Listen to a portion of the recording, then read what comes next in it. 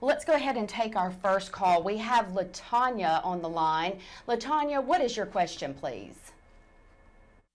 My question is, I would like to know if this is a medical malpractice lawsuit.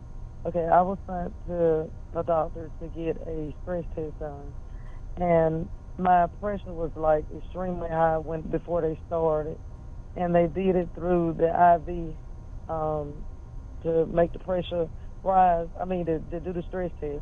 And in the midst of doing that, I had a stroke and had to be taken to the hospital, and they worked on me and did all this different stuff to make sure I was okay. And I want to know if your pressure is already extremely high, and if a test is done on you and that happened to you, is that a lawsuit?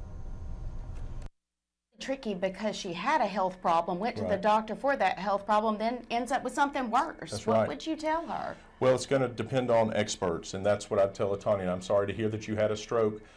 What you're going to have to do is find an expert in that specialty, whether it was a cardiovascular, heart doctor, or whatever, to say that giving you that stress test with elevated levels was a breach or violation of the standard of care, of what a minimally competent doctor in that standard or field would have done under the same or similar circumstances. It's a lot of legal mumbo jumbo for you're going to have to hire a doctor who's competent, who knows what he's doing, to say that that was wrong.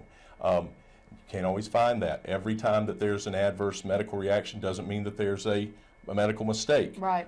But certainly in LaTanya's case, sounds like she had a bad result, a very bad result. I'd at least talk to a lawyer, because one that does medical malpractice might be able to find an expert to help her.